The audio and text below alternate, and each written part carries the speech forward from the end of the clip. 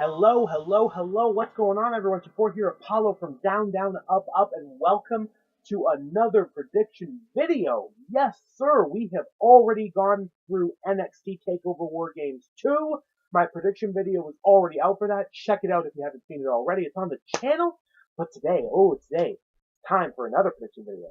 It's about that Survivor Series this Sunday. A show that I was looking forward to, but because of the changes, and I mean changes in the past few weeks, the interest level was here. Now it's to the top. I don't think it's going to deliver like War Games is going to, but it should be a good show overall. I don't see this being looked on as, just a show where they did this for no reason. Maybe in one or two matches, but I'm going to try to be positive about this because when changes need to be made, WWE usually overdoes it. And they've overdone it here, without a doubt. So, let's take our time. Let's relax. Let's put our feet up. Not mine. They're staying on the ground for now. But you relax. Let's get comfy and let's get started with the predictions. First of all, as I stated in my TakeOver War Games predictions video already, I like to wait to do these prediction videos as close to the weekend as possible or when the show is happening because I want to be aware of all the extra matches planned, aka kickoff matches. There were 3 kickoff matches announced last year closer to the show. I felt good that I waited. Unlike this year where there are no additional matches I have heard of. So as far as I know, the kickoff is getting only one match, and that is the traditional Survivor Series match with tag teams. 5 teams from Raw, 5 from SmackDown, put them together, big old clash. Let's start with that match. So, what we've done for that, compared to a couple of years ago, nothing. Nothing interesting. So, I hate to say it, it's just been put together. There has only been one invading storyline, and that was the women from SmackDown invading the women of Raw. That has really been it, unless you count the whole Shane McMahon, Dolph Ziggler thing at Crown Jewel. Let's all try to forget about that. But, let's calm down. So, on the Raw side, what they tried to do is make it seem a bit more important by doing a Battle Royal on Raw. I like Battle Royals, but I don't like it when it's really meaningless. This didn't need to happen, especially when Braun Strowman interfered and just threw the match out. But then they just restarted it later in the show and did it anyway, so, meh. The captains were the winners of the Battle Royal, and the winners were Bobby Roode and Chad Gable, a team where we all thought was going to result in Bobby Roode turning on Gable in maybe a month. That didn't happen. No, that didn't happen. Instead, they had about a 620-year feud with the Ascension.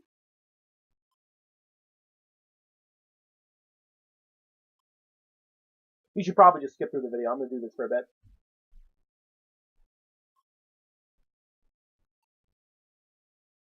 Feel free to put some tunes on while I'm doing this.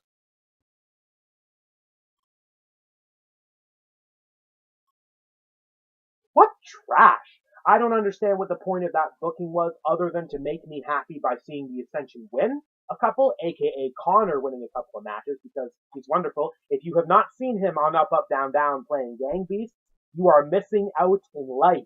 That is all I have to say about that, aka Big Vern. But they definitely were not put like I thought they were going to, and it really hasn't helped either man other than staying on television. They are the team captains, along with their teammates, the Ascension. Wow. Okay. So, just, yeah, so much for that. The B team, they still exist. The Revival, they're still good. And Lucha House Party, who all of a sudden just decided to come to Raw and stay, apparently. Apparently 205 guys are getting more popular coming back to Raw, aka Leo Rush with Lashley, Drake Maverick with AOP, and now the Lucha House Party. So they're a thing, apparently. I don't know which 2 members are going to be in the match. If it's all 3, that's cheating. Boo. Shame on you like you did in the Battle Royal, you naughty boys and girls. That's Team Raw. Team SmackDown, on the other hand, a bit more put together in my opinion. The team captains were actually put together in a beautiful situation. You just recycle something that works every time. The New Day versus the Usos, winners are team captains. They don't have bad matches as far as I'm concerned. So that match they did a couple of weeks ago, spot on, that beautiful 5 stars from me. I don't care about that other guy. Me. I care. It was a great match, and the Usos won. They're the team captains. They picked New Day instantly to be on the team because why would you not? As for the other 3 teams, Sanity, who still exist. Don't know which 2 yet, though. We'll see. The Club, we have not seen them in a while, Gallows and Anderson. And the single greatest team that me and a certain friend know how to make in the games, the best thing in the world, the Clones, Primo and Epico, aka the best. I am a big fan, if you cannot tell. I'm a big fan of Primo, Epico, and Carlito because they're cool. And who's going to win? Well, it could be a toss-up in my opinion, but I feel like the easy choice is Team SmackDown. We've got established teams, mostly, and for Raw, it's just, okay. And here's my problem. If I'm wrong, and this is just made to push Gable and Roode a little more, they're not going to win the titles. Get out of here. I'm not buying that for 1 second as far as I'm concerned. So, no, Team SmackDown for the tag team match all the way. On to another tag team situation, this time champions versus champions. It's the new Raw tag team champions, AOP, taking on the Bar with Sheamus, Cesaro, and Big Show at ringside. Kind of tries to even the odds up. I've thought about this match, but my theories last year made more sense with these kind of matches. Who needs it more? No easy choice when it comes to which team could win, but the team that should win is AOP. They need it much, much more, and Drake Maverick can be as little sneaky as he wants to be. I don't know if Big Show's going to get his hands on him. A theory of mine also might be that Big Show actually turns on the Bar and sides with AOP. I don't think that's going to happen. It could happen, though. The Bar has been winning a lot lately, and I think AOP gets it just to make him look a bit more dominant, even though the Bar lost last year to the Usos in this same exact kind of match. I'm sorry. I'm going for AOP. That is my final prediction. Moving on now to I believe, the only title match of the night, as far as I'm concerned. Again, a phrase I just love to keep repeating because it's beautiful. The Cruiserweight Championship match. Last year was the same situation. Only title match was the Cruiserweight Championship.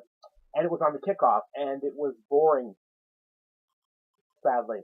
This time, I am hoping the exact opposite because, 1, I don't think it's on the kickoff. 2, they might get time. It's Buddy Murphy, the newer champion, taking on Mustafa Ali. Those 2 men had the best match from 205 Live this year. I've thought about this, even though I've seen some awesome matches there, but Murphy, Ali, no DQ was unbelievable, and I wish I could see them repeat the same exact thing here. It should be good. I don't want this to be a disappointment, but I always get worried when Cruiserweight matches get put on WWE big shows because they just never get enough time. But who's going to win? Should not be a hard choice here, in my opinion. I'm going for Buddy Murphy. He just won the title. Ali can get some more credibility trying to climb the ladder and eventually getting there. Maybe next year. I don't think at the Royal Rumble, but maybe WrestleMania. You never know. We'll see. So I'm picking Murphy. It should be easy enough. And who knows? I think Cedric Alexander is turning heel at some point. Might happen here because when you think about it, there's Tony Nese. He could be in Murphy's corner. There's Cedric. He could be in Ali's corner. Things could happen, but then Cedric makes poor choices. I don't know. We'll see. But my pick is Buddy Murphy. Moving on, though, to another match. Champion versus champion. Again, this time, Intercontinental Champion versus United States Champion. That's right, it's the match that has the potential to be good, but this is where I start getting negative. I don't see this match being good. I see it being acceptable, but unfortunately, I don't think they're going to have a good match. I really hate to put this down. Seth Rollins and Shinsuke Nakamura has not been built to the slightest. It's a match only happening just because of their the position they're in. I don't know. It's amazing how Corbin and The Miz in last year's same spot turned it into something awesome. with their trash talking, and the match itself was actually pretty darn good too. If you haven't seen it, go rewatch Corbin versus Miz from last year's Survivor Series. You'll be surprised. It was actually quite decent. This one, it's going to be below our expectations. Who's going to win, though? Again, I need to ask the question, who needs it more? Who needs it more in this case? Nakamura should not be a hard question to ask. Even though Seth has not defended that title in about 12 years now, Ambrose is on his back. He has some plans for Survivor Series, I'm sure. Shinsuke is right there to take advantage of it. That's all that needs to be said. Nakamura is winning. Moving on. Now let's talk about another one of the elimination matches. Let's talk about the women's tag team match. This is one that was a bit difficult for me to call because who needs it more? Well, we don't know because we don't know the fifth woman from Team SmackDown yet. Charlotte isn't her. She's busy with Ronda Rousey now that Becky Lynch is out of circulation for a little bit. But who gets pulled up? Because we have on Team SmackDown Carmella, Sonya Deville, who just kind of got turned face, apparently. I'm not too sure how that's working right now, but okay. Naomi. I feel terrible because I'm already... Oh, Asuka. I can't believe I forgot about Asuka. Wow, that hurts. But Asuka, Naomi, Carmella, Sonya Deville, and the fifth is a mystery still to this day. A lot of people have been saying Nikki Cross. I think that's the best it's going to get because this wasn't planned. I don't see them pulling anything big for this fifth spot. That's why I have Team Raw. A bigger reason, even though it seems like that team is not going to coexist, is simply because of my prediction for Evolution's Battle Royal. Nia Jax, Tamina, related somewhat to Roman Reigns, even though they might not be, but that's the storyline, even though that they're heel now. And Nia's next in line for Ronda Rousey's Women's Championship.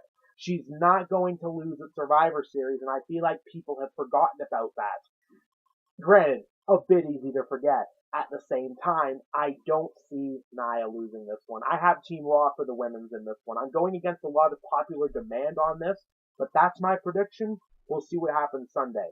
Moving on from that match to the men's 5-on-5 elimination match. Team Raw, we have Braun Strowman.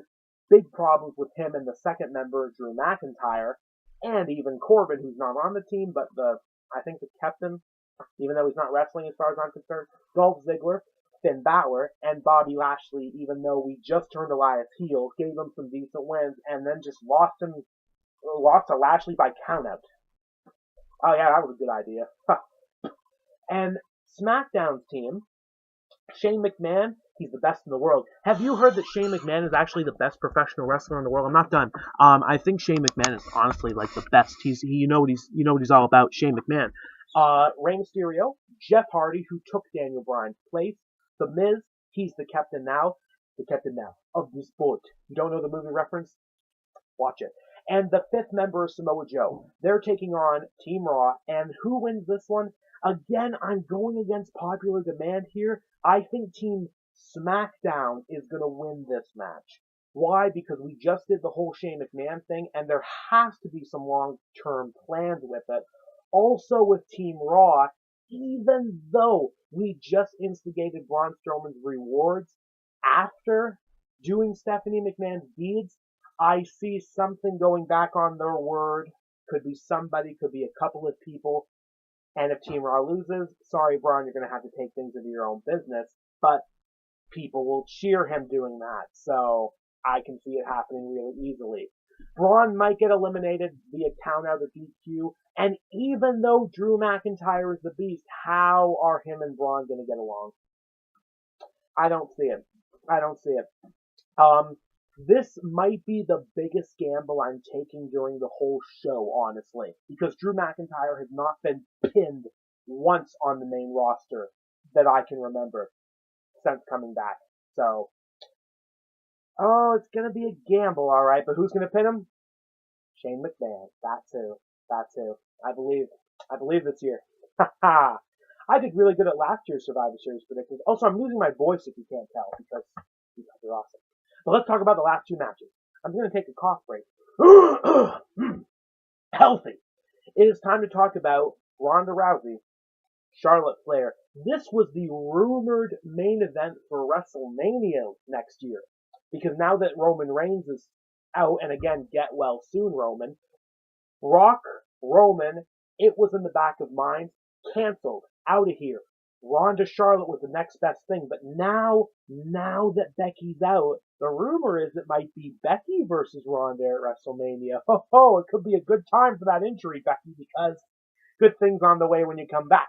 As for this match, though, I can't for the life of me see why they would get rid of the streak now. I'm picking Ronda Rousey. This should not be hard in my opinion. So, there you go.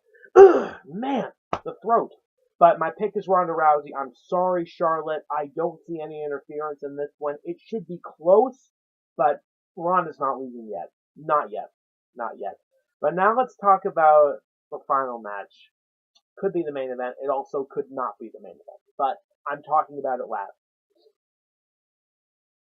This is a match I have been worried about since 2014. Daniel Bryan is the new WWE champion. I'm stoked about that. I almost cried when I saw him win the title. Because they gave him a new role, and he just won the World Championship. But he's facing Brock Lesnar, Universal Champion. Also, just won the title again for a little bit ago.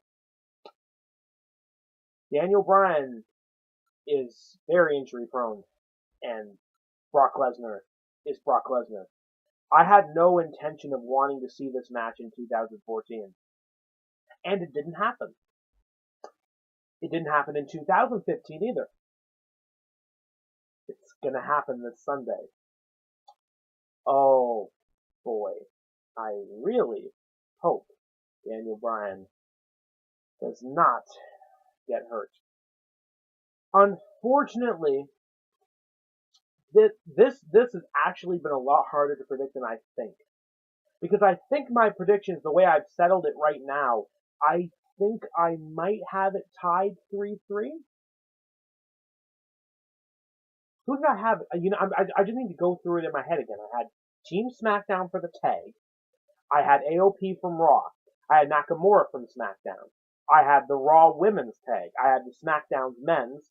And I had Ronda Rousey from Raw. I do have it tied. Okay. I was trying to tell myself I needed to get here with a tie. I have. Who wins this, though? Well, you know what? And it's a gamble because how does he beat him? And if he does beat him, wouldn't he want revenge? I don't know. I'm picking Daniel Bryan. It's a bit mental when you think about it, but I think Daniel Bryan might find a way to beat Brock, especially if AJ accidentally interferes in the match. But there's another person you need to keep your mind about. Who is this other person? Shane McMahon. He wants to do anything to win this whole thing for SmackDown, and helping his former general manager win this match would do it.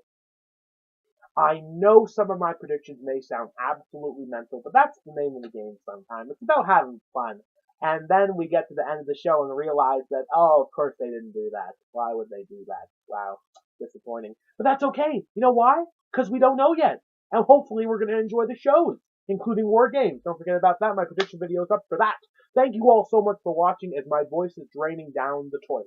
Even though, good lord, I think I rephrased that wrong. But that's okay, because things happen in life. I cannot wait to see you all on Sunday for my results and review video of TakeOver War Games 2. I will also see you on Monday for my Survivor Series results and review video as well. Thank you all, ladies and gentlemen. It's been so much fun doing these. I cannot wait to do the results and review videos. The shows will hopefully overachieve the standards. I will see you all Sunday. Like, share, subscribe. I love you guys. YouTube, keep it real.